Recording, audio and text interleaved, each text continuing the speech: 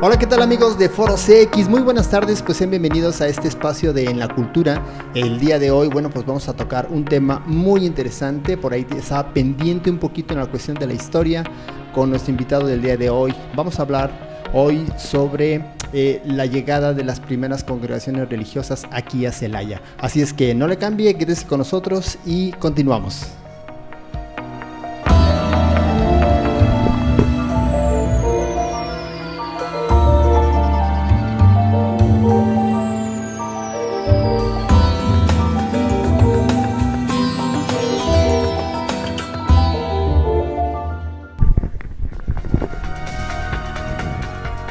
Pues ya estamos de nuevo aquí iniciando este programa de En la Cultura, en esta emisión, en donde tenemos a nuestro buen amigo Pablo, que ya habéis estado con nosotros, Pablo. Bienvenido. Sí, ¿qué tal, Armando? ¿Cómo estás? Muchísimas gracias nuevamente por la invitación y agradecer también al auditorio que nos sigue en esta ocasión. Claro que sí, y no, pues gracias a ti por haber venido, porque quedó por ahí pendiente una plática, no sé si te acuerdas que habíamos dicho que te íbamos a volver a invitar, con la finalidad de seguir hablando de la historia de Celaya. Ya habíamos tocado ese tema, si ustedes lo recuerdan, en alguna ocasión, y bueno, pues ahora volvemos a retomar un poquito de ello, y así lo estaremos haciendo constantemente en la medida de nuestras posibilidades, estar tocando ese tema. Recuerden ustedes que pues también estamos en esto de próximos a festejar lo que son los 450 años de la fundación de Celaya, y con ese motivo es por eso que invitamos aquí a Pablo para que nos venga a hablar justamente de la historia de Celaya.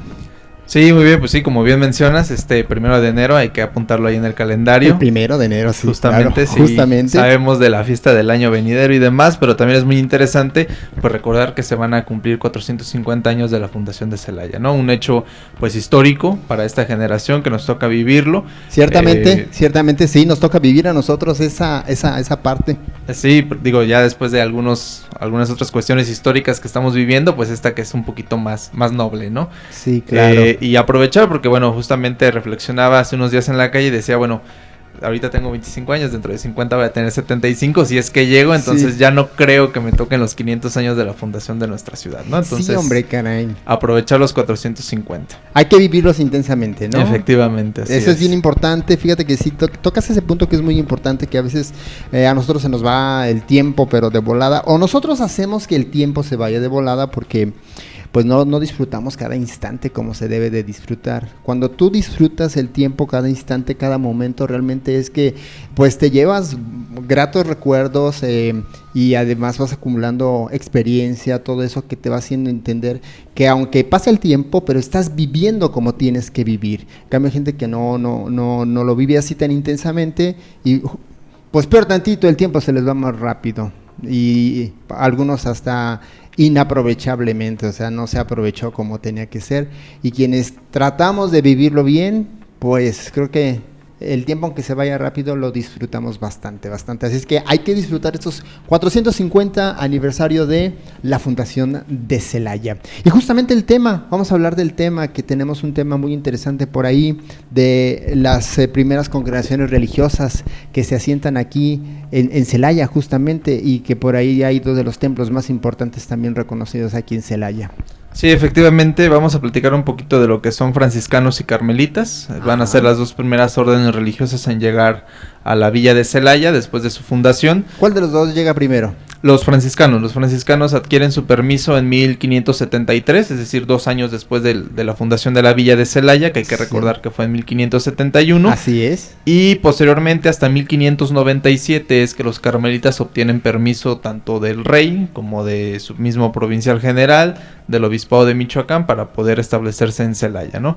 Y con eso me gustaría cerrar el día de hoy. Vamos a ver una especie pues de conflicto, ¿no? Ahí, porque los franciscanos como que no querían a los carmelitas en Celaya. Perdón, pero que hasta la fecha todavía. Sí, no llegamos a lo que se narra en las crónicas, ¿no? Sí. Porque se narra que a pedradas y palos, ¿no? ¡Wow! Sí, es así de... ¿En serio? Sí, hay que tomarlo con sus matices, obviamente. No, claro, sí, tienes mucha razón. Las crónicas hay que analizarlas pues de una manera muy objetiva, ¿no? Pero sí, o sea, sí está documentado que los franciscanos pues sí hicieron lo posible por impedir la fundación carmelita aquí en Celaya.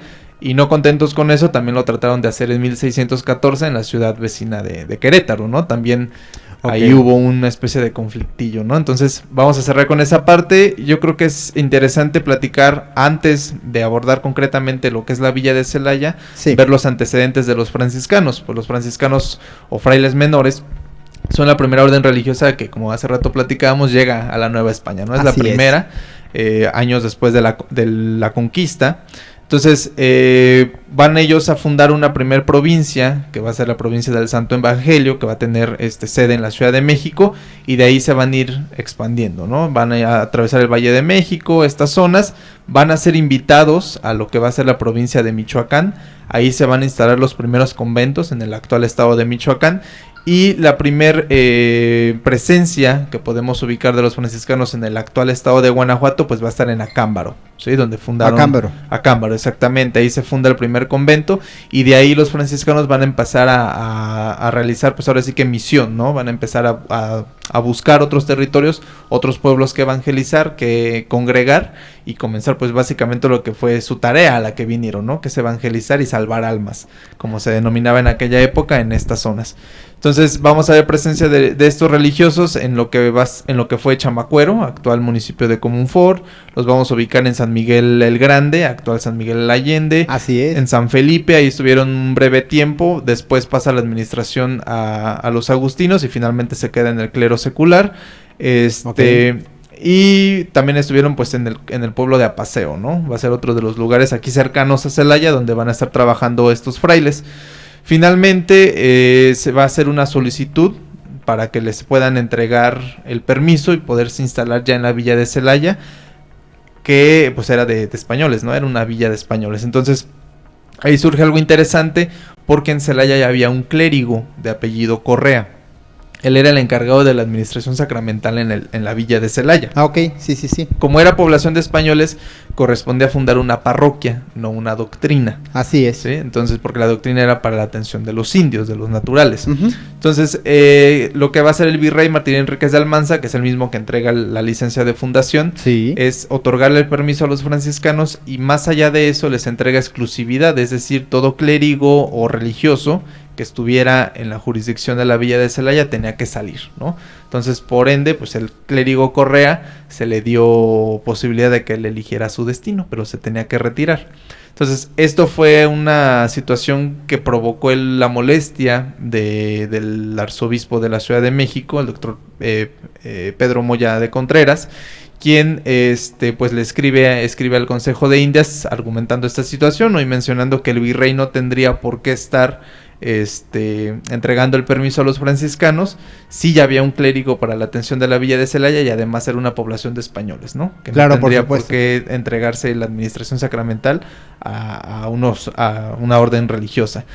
Pero hay que recordar en ese contexto pues que existía el patronato regio, que era donde los reyes de España y todas las autoridades ya en los virreinatos pues tenían injerencia total en materia eclesiástica. Entonces, para el nombramiento de algún beneficio, de algún párroco, de algún obispo, no sabe, entonces todo tenía que tener el visto bueno de la autoridad civil, ¿no? En este caso del virrey.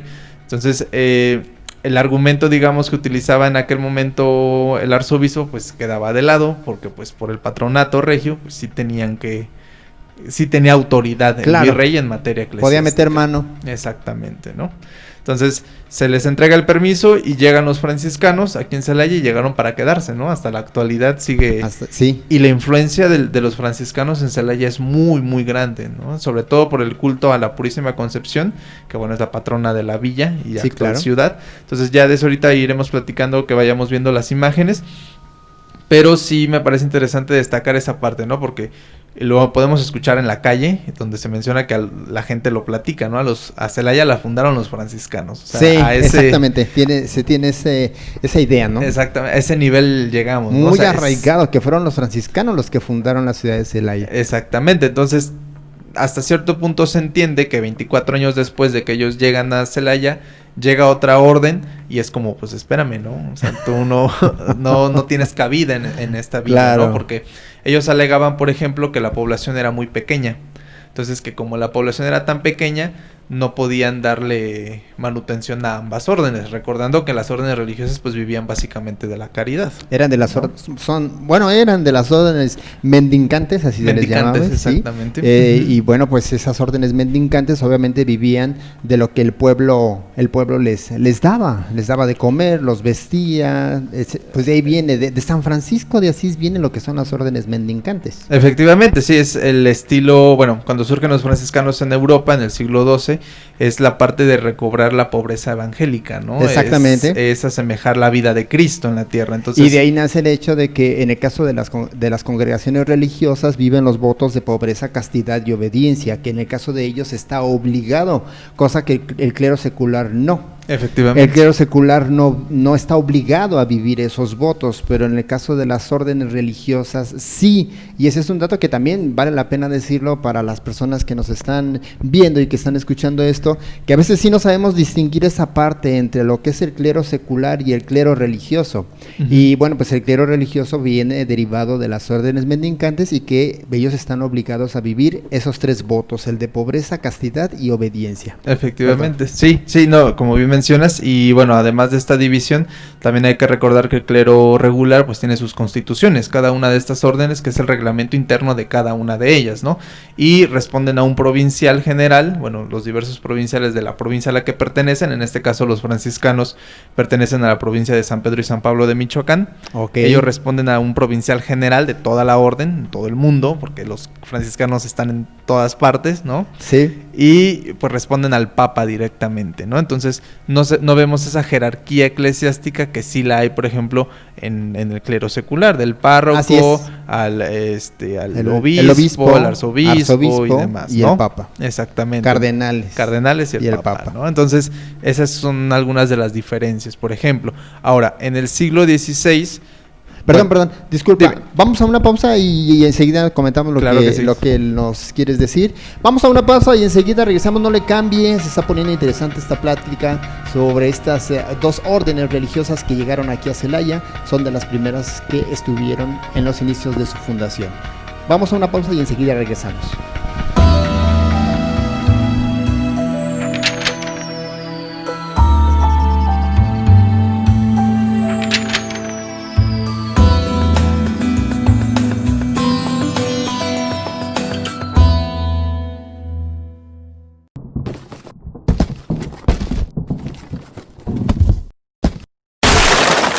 Canal Foro CX.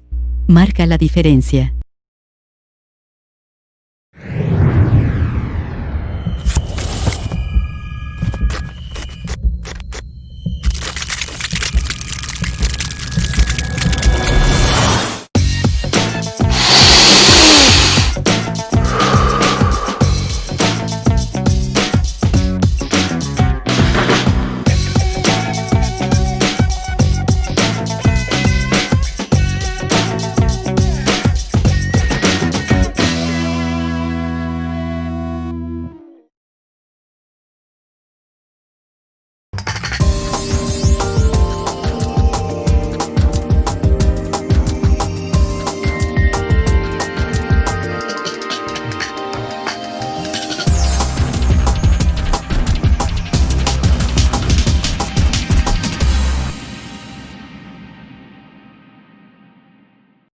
Una producción original de Canal Foro CX.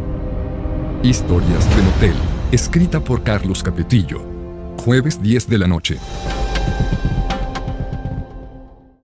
Regalos de Peluche Celaya tiene el mejor detalle para regalar. Visítanos en tienda o redes sociales. Te van a gustar los regalos.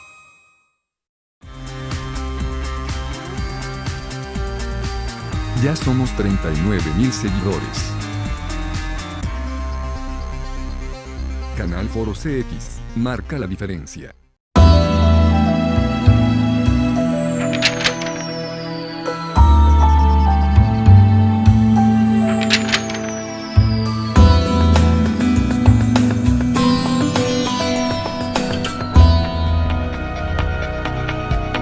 Pues ya estamos de regreso, señores, amigos que nos están viendo en este su canal Foro CX. Recuerden que estamos con el historiador Pablo, nuestro gran amigo, quien nos está contando precisamente de la llegada de estas dos congregaciones de las más importantes aquí a Celaya a evangelizar, como es la congregación de los franciscanos y de los carmelitas. Te interrumpí, Pablo, por la pausa, pero continuamos con tu charla. Sí, no te preocupes. Te mencionaba... muchos de estos ideales de los que platicamos en la cuestión de los franciscanos, del ideal de pobreza y demás, pues se fueron perdiendo a lo largo del tiempo, ¿no?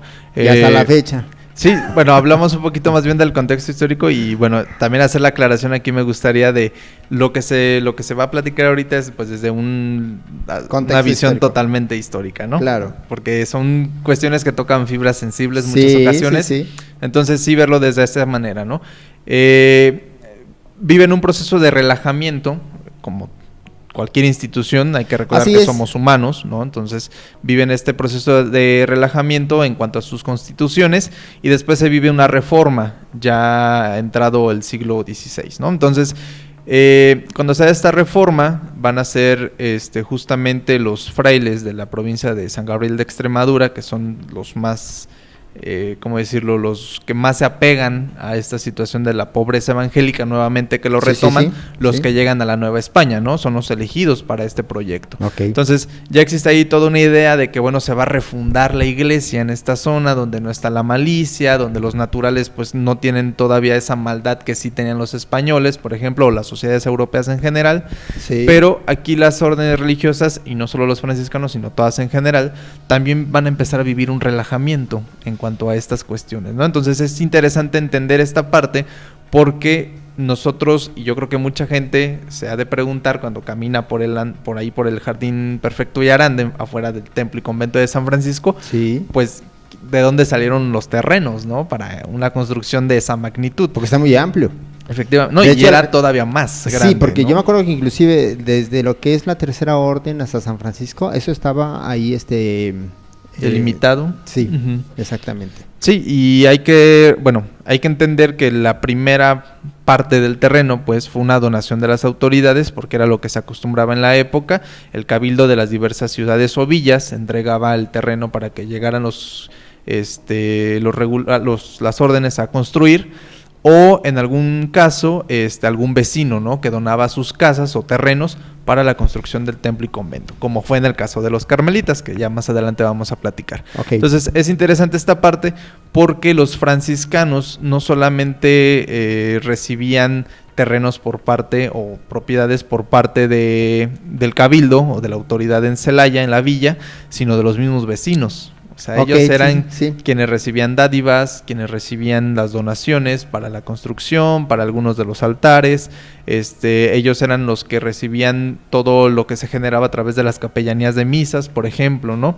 Hay que recordar que la capellanía de misa era esta, ¿cómo decirlo? Pues esta práctica donde el vecino mandaba a oficiar tantas misas, no sé, 50 al año, de aquí hasta la eternidad, ¿no? Ya. Y dejaba un dinero, ¿sí? Ese dinero se invertía y se entregaba un 5%, que eran los réditos. Ese 5% se le entregaba al capellán. Entonces, con eso el capellán se mantenía y era el encargado de estar velando de que efectivamente se estuvieran oficiando las misas para el vecino X, ¿no? Entonces muchas veces los capellanes eran los mismos religiosos, entonces era un negocio redondo, porque los réditos se utilizaban para oficiar las misas, pero pues es como en la actualidad, ¿no? Si yo quiero hacer los 15 años de mi hija, pues me van a cobrar 1,200 por usar el templo con las luces encendidas. Sí, claro. ¿Sí? Entonces, cuando realmente no se invierte mucho, ¿sí me explico? Entonces, comienzan a adquirir muchas riquezas, que va a ser uno de los argumentos que después vamos a visualizar de por qué los franciscanos no querían a los carmelitas. ¿Por qué? Porque obviamente todas esas riquezas que ellos empezaban a acumular a través de las donaciones de los vecinos se iban a dividir. No a partes iguales, porque obviamente la feligresía no se iba a partir a la mitad con la Virgen del Carmen y la mitad con la Virgen de la Purísima, pero sí va a haber pérdidas, ¿no? Entonces hay que analizar esa parte. Uh-huh. Es por eso el motivo de no aceptar tan fácilmente que llegaran los carmelitas. Los carmelitas, efectivamente. Porque la otra teoría, la otra hipótesis que se manejaba era que era por la administración sacramental. Sin embargo, pues no es así, porque en 1580 se funda la parroquia de Celaya y se le entrega la administración a los franciscanos.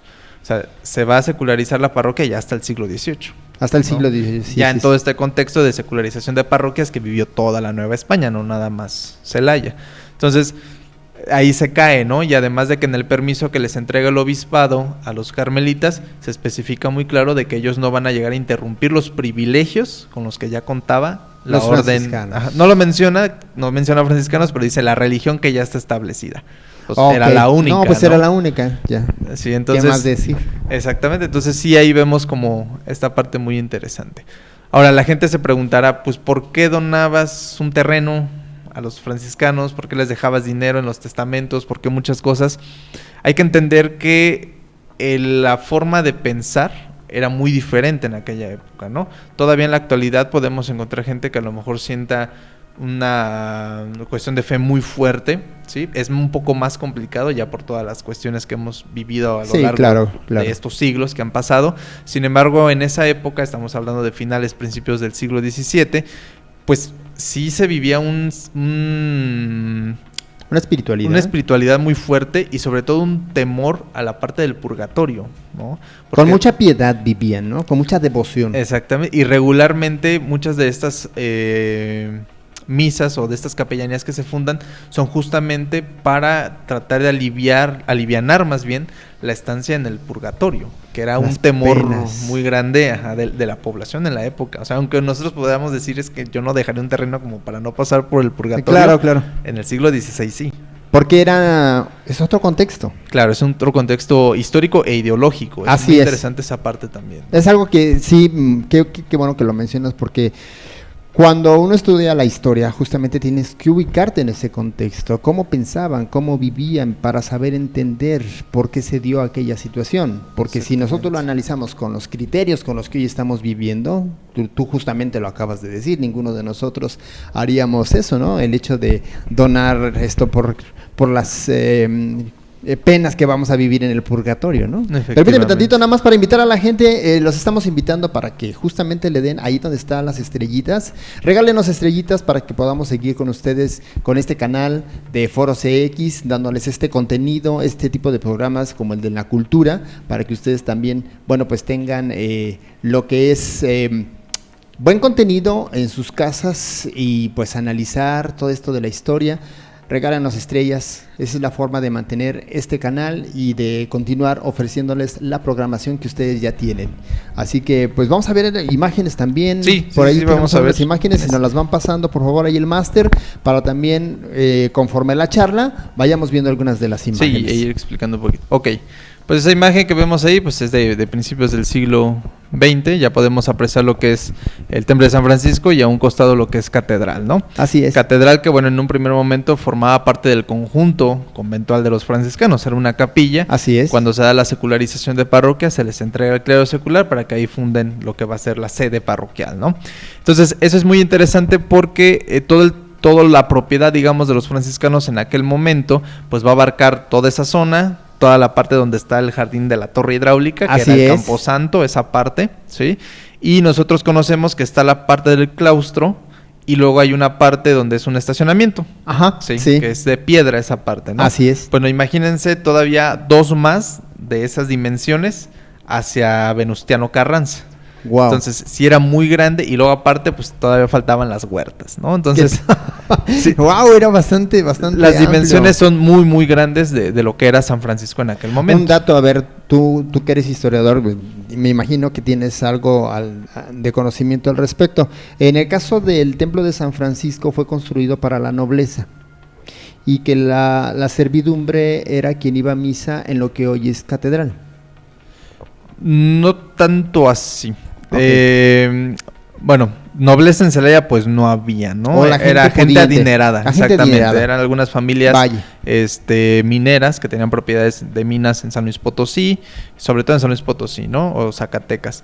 Sin embargo, pues en un primer momento más bien se utilizó como para hacer la diferencia entre españoles e indios. Hay que recordar que el indio neófito todavía no podía entrar así como Pedro por su casa, al templo, ¿no? Ajá, sí, sí. Aquí en Celaya no tenemos rastro arquitectónico ni documental todavía de si existía alguna capilla de indios, porque la capilla de indios es distinta, es una construcción muy grande, Ajá. que regularmente tenía pintura mural, porque a través de la pintura se les iba enseñando los diversos pasajes del Antiguo Testamento, ¿no? Ok, Antiguo y Nuevo sí. Testamento.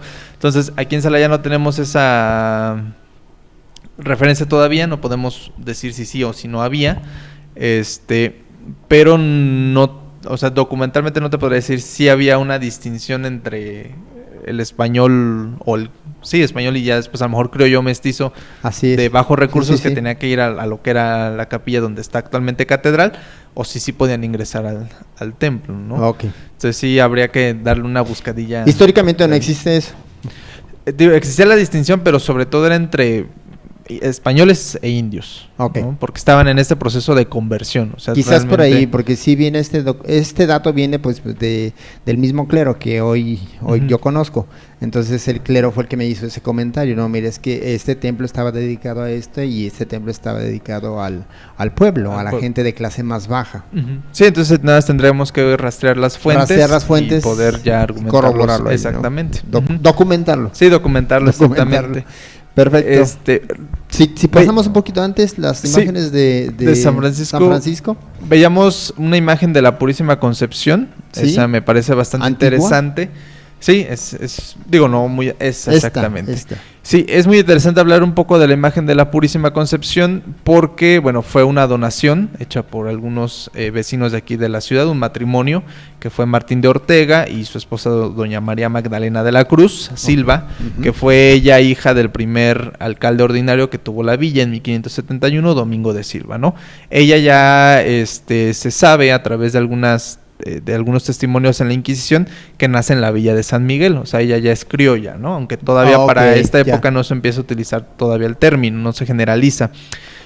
Y él sí se sabe que es español de nacimiento, ¿no? Él sí viene de la península. Entonces ellos van a hacer la donación de la imagen de la Purísima Concepción, ya que era requerida para fundar una cofradía, ¿no? Las cofradías, también estas asociaciones piadosas, seglares, al interior de los conventos, van a ser muy interesantes, y aquí en Celaya hubo dos muy importantes, que va a ser la del Santísimo Sacramento y la de Nuestra Señora de la Concepción, las dos Ok. fundadas en este convento.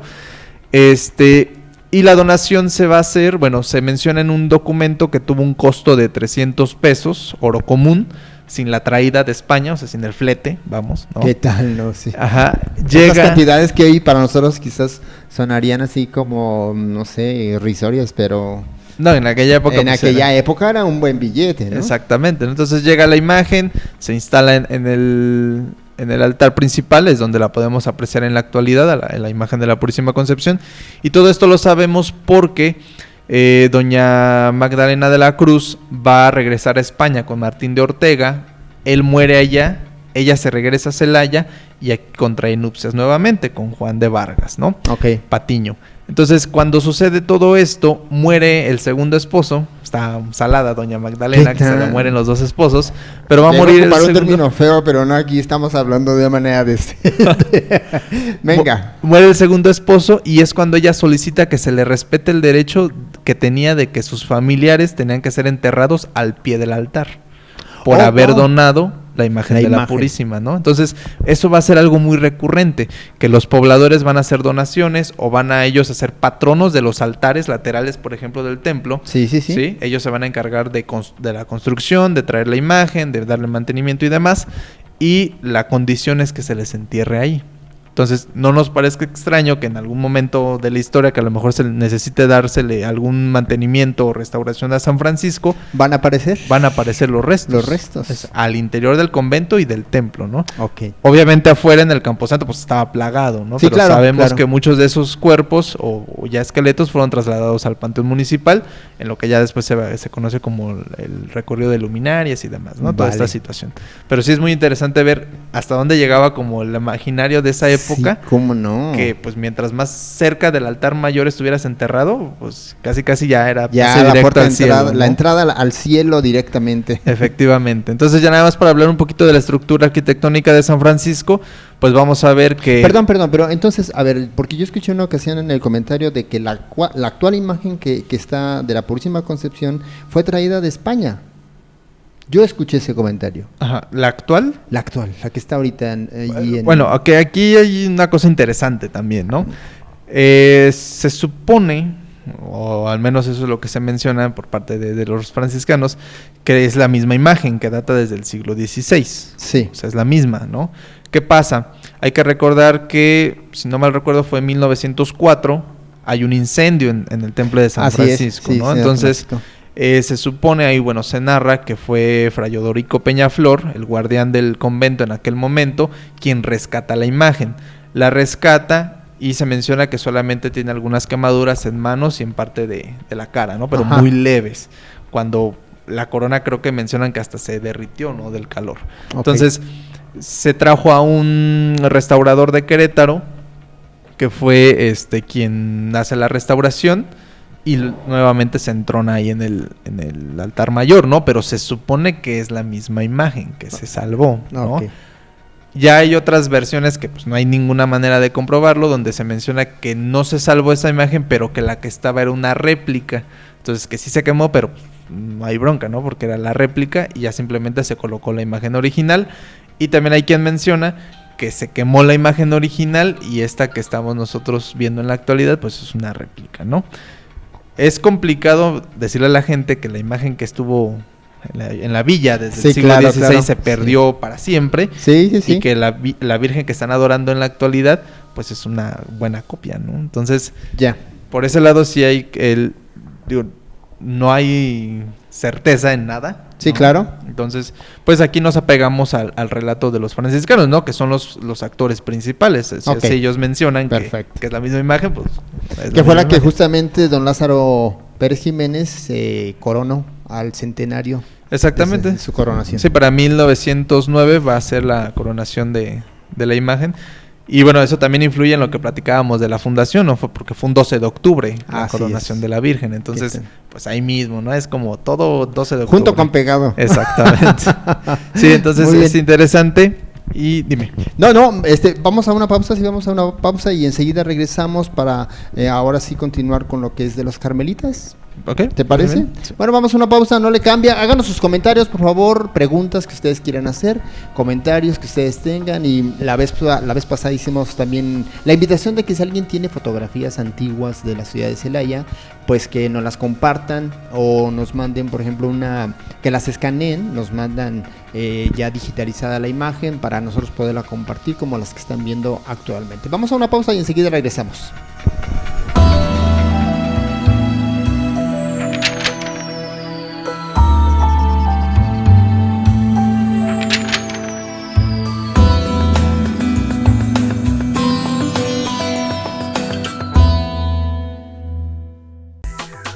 Office. Visítanos y conoce las nuevas tendencias en tecnología y funcionalidad en muebles para oficina. Office. La nueva era en equipos para oficina. Una producción original de Canal Foro CX. Historias de Motel. Escrita por Carlos Capetillo. Jueves 10 de la noche. Como prevención sanitaria, utiliza máscaras anticontagio para uso en lugares públicos. Visibilidad total. Resistente y reutilizable. Venta por mayoreo. Costo de unidad 35 pesos. Pedidos al teléfono 461-152-7426. Chapetín está en Canal Foro CX. Noches con Chapetín. Viernes, 10 de la noche.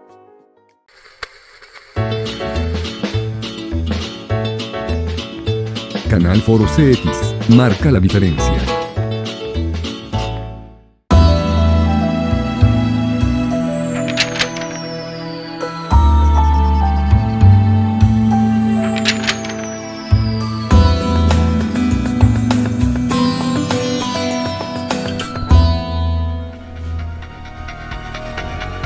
Bien, amigos de Canal Foro CX, pues continuamos aquí en este relato de la historia de estas dos congregaciones que llegaron aquí a la ciudad de Celaya. Y hablamos de lo que los franciscanos, cómo se asentaron, todo su territorio que tenían, y bueno, de tener a la Purísima Concepción como la imagen para ellos importante. Ahora vamos a hablar sobre el templo de la Virgen del Carmen. Sí, los carmelitas descalzos. Los carmelitas descalzos, al igual que los franciscanos, viven un proceso de reforma en el siglo XVI. Ellos van a dejar de ser calzados, como eran los carmelitas o nada más carmelitas, a ser los carmelitas descalzos, después de la reforma de Santa Teresa de Ávila, ¿no? Allá sí, claro. en la península ibérica. Entonces, ellos se van a empezar a posicionar como una orden religiosa que va a ser muy allegada al rey. El rey Felipe II va a apoyar justamente la reforma que viven, porque ve en los carmelitas una orden religiosa que, bueno, él los va a mandar a los virreinatos, al virreinato de la Nueva España, pero ve en ellos este actor que va a empezar a apoyarle a empezar a secularizar lo que era la presencia religiosa, ¿no? Entonces empezar a restarle poder a franciscanos, agustinos, dominicos, dieguinos, etcétera, para empezárselo a brindar a la iglesia, al clero secular, y a su vez, pues que él tuviera más control sobre esta parte, gracias al patronato regio, ¿no? Entonces, ellos llegan en 1585 a la Ciudad de México, bueno, a Veracruz, después a la Ciudad de México, van a fundar una casa ahí, se les va a entregar en un primer momento una doctrina de indios, la de San Sebastián, las van a administrar, pero la van a dejar porque ellos alegaban que al estar atendiendo a los indios, pues dejaban como de lado su parte espiritual y de clausura, ¿no? Entonces, que pues no podían estar como haciendo las dos cosas, ¿sabes? Claro. Sí, entonces, después la entregan esta doctrina. De ahí van a fundar una casa en Puebla, otro convento en Puebla, posteriormente en Atlixco van a fundar otro en la Villa de Carrión, después fundan en Guadalajara, Valladolid, y finalmente van a fundar en Celaya, ¿no? Aquí es interesante porque la fundación de Celaya obedece a dos aspectos o a dos motivos en general. Uno es que el convento iba a fungir como base o como área de descanso para los frailes carmelitas que hicieran el viaje de la Ciudad de México hacia las misiones en el norte, misiones que nunca fundaron, ¿no? O sea, esa es la realidad. Sí. Y la otra tiene que ver con la petición de los mismos vecinos. Hubo Mateo de Raya y Pedro Díaz, que pertenecían al cabildo de la Villa de Celaya en aquel momento, hacen la petición para que los carmelitas lleguen, ¿no? Entonces se narra en las crónicas, en la crónica de Fray Agustín de la Madre de Dios, que es el cronista de la Orden de los Carmelitas aquí en la Nueva España, y que es la crónica más importante que hay, y él menciona que, bueno, cuando llegan a Celaya tienen que entrar vestidos de seglares, para evitar el escándalo de los franciscanos. Mira nada más hasta donde se tenía que llegar, sí, claro. Exactamente, entonces ellos van a llegar a una propiedad que era de don Francisco Hernández Molinillos. Él va a ser el primer gran benefactor que van a tener los carmelitas aquí en Celaya, pues él va a entregar el terreno o las casas para la construcción, ¿no? Entonces hubo 3 construcciones. Esa primera, que pues era muy rudimentaria, eran casas que se empiezan a adaptar como convento y templo, ¿no? Ok, ya, sí. Después ya viene otra construcción más en forma en el siglo XVII, y esa es la que se quema, ¿no? Sí, porque hubo un gran incendio ahí. Un gran incendio en tenemos 1802, efectivamente, ya en el siglo XIX, y es cuando se da pie a la construcción que nosotros conocemos en la actualidad, ¿no? Así el Templo del Carmen, que ya es la obra magna de Francisco Eduardo Tres Guerras. Exactamente. Entonces, es muy interesante que los carmelitas finalmente el 14 de julio de 1597 ya van a oficiar misa como para dar todo acto ceremonial de que ya se establecieron, y es cuando son interrumpidos por los franciscanos, ¿no? Se menciona en la crónica que fue a pedradas y palos, que la población trató de evitar que tal celebración. Exactamente, entonces pues se menciona en la crónica que, bueno, eran aconsejados por unos religiosos que se hacían ser reyes en esa zona, ¿no? Entonces, así lo menciona textualmente, ¿no? Entonces me parece muy interesante. A pesar de eso no se logra, y en otra crónica que se llama, bueno, ese es un documento que está resguardado en el archivo histórico de los carmelitas ahí en la Ciudad de México, sí, y se menciona que ellos le atribuyen al diablo, ¿no? Era el diablo quien trataba de impedir la fundación, porque la fundación iba a ser bien para Dios y su gente, ¿no? Entonces, claro. Es muy interesante ver como toda esta parte ideológica de cómo no ven realmente... ¿Cómo lo conciben ellos? Exactamente, y no ves que realmente es un interés económico, ¿no? Así lo es. que te está mermando. Entonces es muy interesante esta parte. Ahí podemos apreciar en la imagen, me parece muy interesante, ese es el fresco del juicio final de Tres Guerras. Ajá. Data de 1807, es de lo último que empieza a hacer ahí en el templo. Hay que recordar que la construcción de este templo va de 1802 a 1807 y pues se dice, ¿no? Ya dentro del imaginario popular celayense, que es el mismo Tres Guerras el que se representa saliendo de la lápida que está en el centro, ¿no? Sí, ese dato como que lo tenemos muy presente. Sobre todo porque, bueno, tiene las iniciales, Francisco Tres Guerras, bueno, la FET en la parte de la lápida. Sí. Sin embargo, pues habría que pensarlo más bien como a lo mejor la firma del autor. Así es, Claro, exactamente, ¿no? porque Más... todo autor firma sus obras, ¿no? Exactamente, y si analizamos el fresco, pues nos damos cuenta que ningún otro lugar tiene una firma o alguna inicial de Tres Guerras. Entonces, pues lo más normal sería que fuera su firma, ¿sí? Más que tratando de decirle a la gente que ahí él mismo se representa. Ya. ¿Vale? Sí. Entonces, este fresco pues está en la capilla lateral del templo del Carmen, la capilla de los cofrades, que así se menciona. Sí. O la capilla de San Plácido. ¿Por qué? Porque ahí se encuentra el cuerpo relicario, exactamente. Es muy interesante también hablar de los cuerpos relicarios. Hay que recordar que pues es una práctica que se da mucho en la Nueva España, de traer estos cuerpos de santos o mártires que dieron la vida por la iglesia. Sí. Se traen, obviamente lo traían nada más o lo podía costear gente de altos recursos. Así es. Por ejemplo, se menciona que el conde de la Valenciana, el dueño de la mina de la Valenciana, que fue de las que más dio plata, ¿no? Tenía en su casa un cuerpo relicario, ¿no? ¿Qué tal? Mira. Entonces, pues la gente podríamos pensar como yo no tendría el cuerpo de un santo de hace siglos, ¿no? Sí, en claro, mi casa, claro. pero pues era parte del mismo imaginario de la época, ¿no? Entonces ya después se van haciendo donaciones a algunos templos, que es donde se van resguardando. Hay que recordar también que todos los templos deben de tener una reliquia. Así es. En el altar principal, Sí, para poder por supuesto. oficiar la misa, ¿no? Entonces, es muy interesante que el templo del Carmen, más allá de la reliquia que hay en el altar principal, pues hay también reliquias en los altares laterales. Sí. Y aparte cuentan con el cuerpo relicario, ¿no? Entonces eso nos habla de que pues hay un gran apego hacia los carmelitas, porque pues se necesitaba recurso para costear ese tipo de materiales, de ¿cómo Desde decirlo? construcciones. Exactamente, y además pues también la devoción de la gente que hace ese tipo de donaciones, ¿no? Así es. El cuerpo relicario llega al Templo del Carmen en 1871. Primero va a llegar a la Ciudad de México, ahí es atendido por una familia, o bueno, resguardado, y posteriormente uno de los priores de ahí del convento del Carmen hace la gestión para que llegue finalmente en 1871. Hay que recordar que estos cuerpos relicarios, pues básicamente el Vaticano encontró un banco, ¿no? de estos cuerpos en Roma principalmente. Entonces, pues en aquel momento, siglo XVI, lo que se necesitaba era recurso, ¿no? Entonces muchos cuerpos, sin saber realmente de quién eran o si realmente eran de algún mártir, se empezaron a comercializar como... ¿Qué tal? Sí.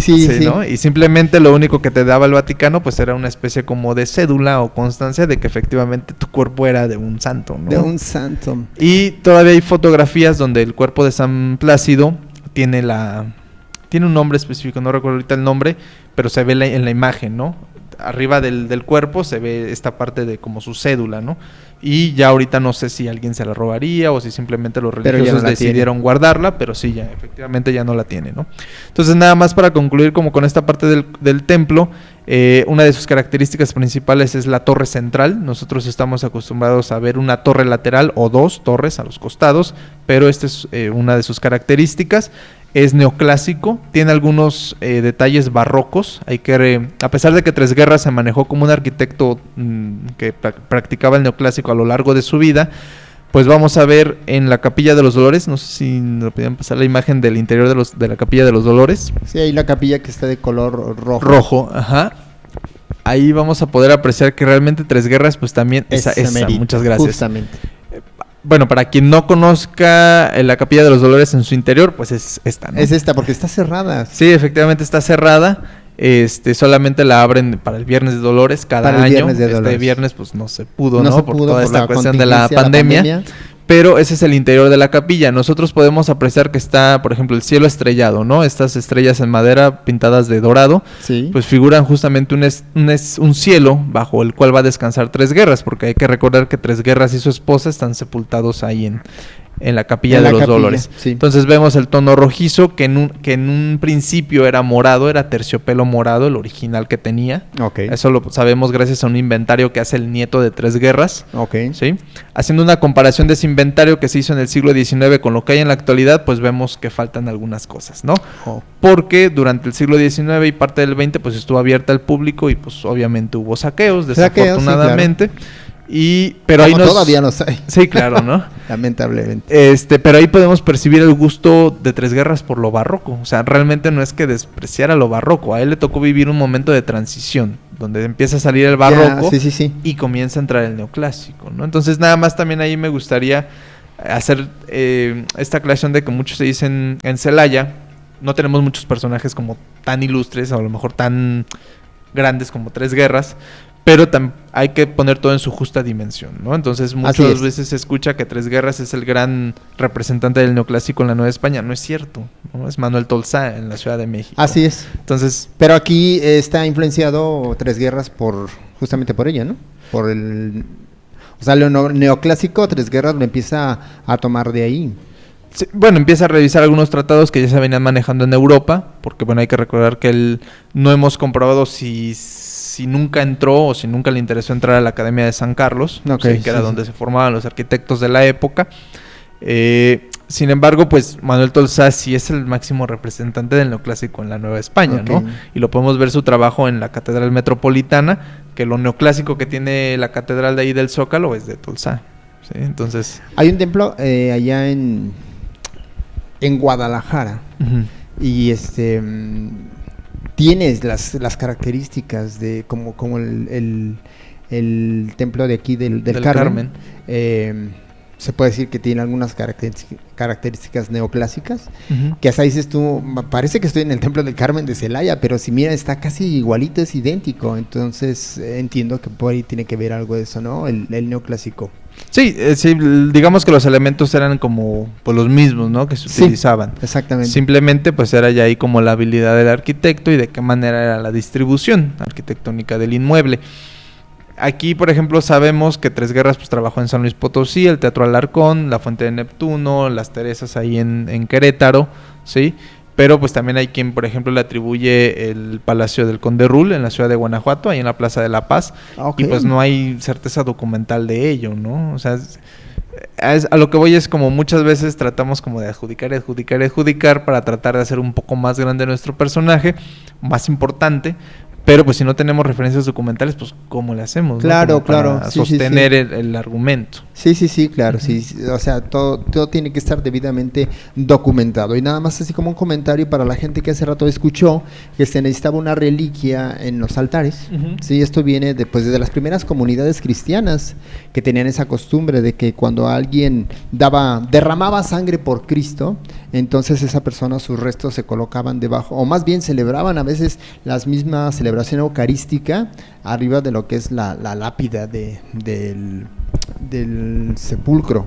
Y entonces, ¿por qué? Porque ellos relacionaban que si aquella persona murió por la causa de Cristo y derramó su sangre por la causa de Cristo, se asemeja que el mismo Cristo también derramó la sangre por nosotros. Y entonces de ahí había esa idea de celebrar la Eucaristía sobre aquellos primeros mártires. Y entonces de ahí se viene que entonces en los altares hay que poner las reliquias de los mártires y que así debería de estar cada uno de los altares. Y en muchos altares antiguos sí existen ciertas reliquias. Si nosotros vamos acá para el beato, el padre Nieves, ¿sí? No recuerdo el nombre completo, pero sí, el padre Nieves, sus restos están justamente debajo del altar del templo y pues ahí se ven, tú te puedes acercar y ahí están los restos de él.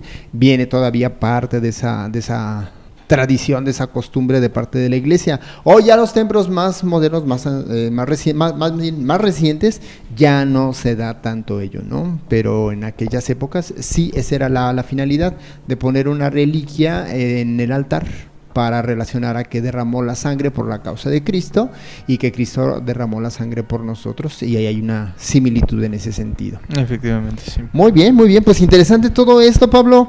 Pues ahí está pendiente, pues a ver si realizamos algo más, ¿no?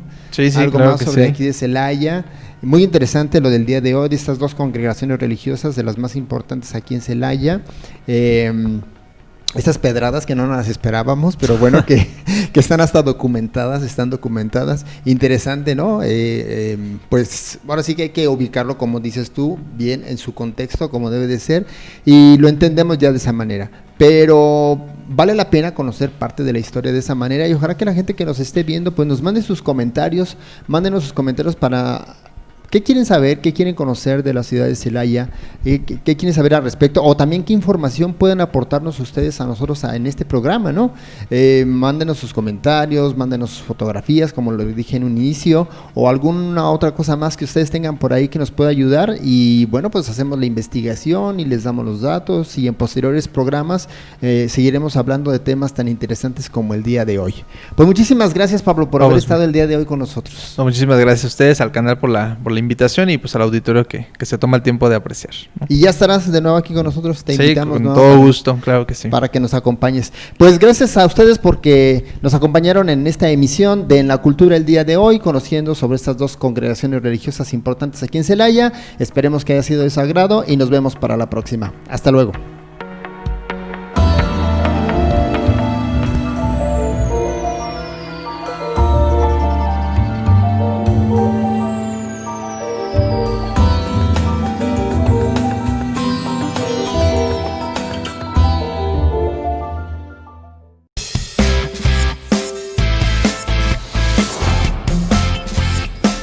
Canal Foro CX. Marca la diferencia.